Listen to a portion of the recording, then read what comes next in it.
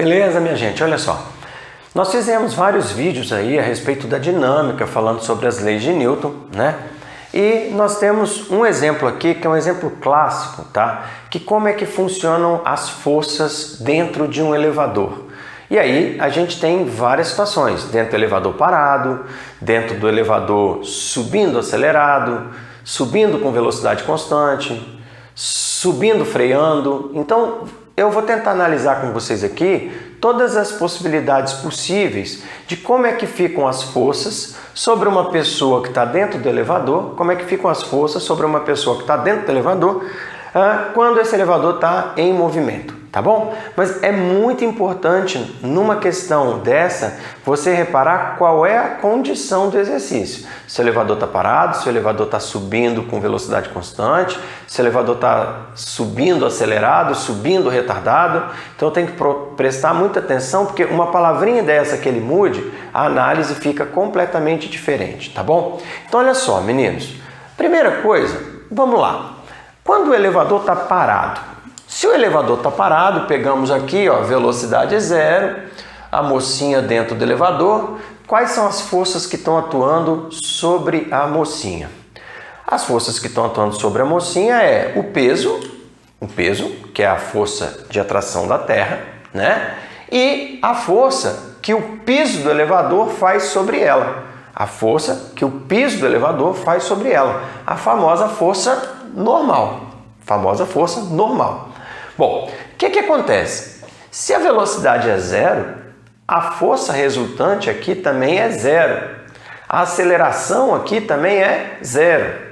Então, já que velocidade zero, aceleração zero, força resultante zero, o que eu tenho? Bom, se a força resultante zero, o módulo do vetor normal tem que ser igual ao módulo do vetor peso, tá? Então, o módulo do vetor normal tem que ser igual ao módulo do vetor peso para que aquilo ali dê resultante zero, tá? Bom, aí vamos supor que a menina estava no térreo, apertou lá o botãozinho para subir para o 10º andar. Quando ela aperta o botãozinho, no começo, o elevador sobe acelerado. Então, no começo, o elevador dá aquela arrancada. E é engraçado que quando o elevador dá essa arrancada, a gente tem uma sensação de que o nosso corpo está sendo empurrado para o chão. Parece que a gente ficou mais pesado naquele momento, tá? Que sensação é essa? Olha só que interessante. Repare então que o elevador sobe acelerado. Se o elevador sobe acelerado e você está dentro do elevador, significa que você também sobe acelerado, tá? Então, o elevador sobe, você está dentro dele, sobe junto, com a mesma aceleração do elevador. Então, olha só que interessante. A velocidade é para cima e a aceleração é para cima, porque ele sobe acelerado. Aí eu preciso que você lembre de um detalhe. Força resultante é massa vezes aceleração. Se a aceleração é para cima, obrigatoriamente a força resultante também é para cima. O vetor aceleração e o vetor força resultante sempre vão ter a mesma direção e o mesmo sentido, tá? Então olha só o que acontece. Olha só o que acontece. Você vai ter o seguinte: o peso continua agindo. Por sinal, com o elevador andando, com o elevador parado, o peso é o peso. É a atração que a Terra faz, não vai mudar. Só que, meninos, olha que legal. Para que esse elevador suba acelerado, isto é, para que você também suba acelerado, a força para cima tem que ser maior que a força para baixo. Por quê? Se a força para cima é maior que a força para baixo, a resultante é para cima e a aceleração é para cima. Então, essa é a sacada. Se ele está acelerando para cima, a aceleração é para cima. Para a aceleração ser para cima, a força resultante tem que ser para cima. Para a resultante ser para cima, a normal tem que ser maior que o peso. E aqui vai ter aceleração. Então, quem vai ser a força resultante? Força resultante vai ser massa vezes aceleração. Onde essa força resultante vai ser a normal, que é maior, menos o peso. Normal menos o peso. Então, é exatamente o fato dessa normal ficar maior que dá essa ideia de que nós estamos sendo empurrados para o chão, tá? Então, é exatamente isso. Então, nessa condição, para que a resultante dê para cima, a normal é maior que o peso. Show de bola! Só que tem um lance legal. A partir de um determinado momento, o elevador sobe com velocidade constante. Então ele acelera e depois ele mantém a velocidade, lá depois ele vai parar. Mas vamos com calma. Tem um trecho da subida que ele sobe com velocidade constante. Bom, se ele está com velocidade constante, a aceleração é zero, porque a aceleração indica a mudança da velocidade. Se a velocidade é constante, a aceleração é zero. Então, olha só que legal. Para a aceleração ser zero, a força resultante tem que ser zero. E aí, para a força resultante ser zero, o vetor peso e o vetor normal voltam a ter o mesmo tamanho. O vetor peso e o vetor normal voltam a ter a mesma intensidade. Porque se eles tiverem a mesma intensidade, a normal é igual ao peso e a resultante é zero. Então, existem dois momentos em que a normal tem o mesmo valor do peso. O momento que está parado e o momento que sobe com velocidade constante. É o que a gente chama de equilíbrio estático e equilíbrio dinâmico. Tá? Equilíbrio dinâmico quando a aceleração é zero. Bom, aí chega lá perto do andar aonde vai parar, o elevador freia. Então, olha só. Então, o elevador subindo com movimento retardado.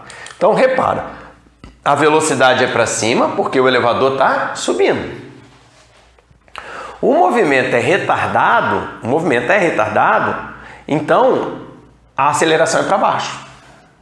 Tá? Sempre que o movimento é retardado, V e A têm sentidos opostos. Então, observa, a aceleração é para baixo. Para a aceleração ser para baixo, a força para baixo tem que ser maior que a força para cima.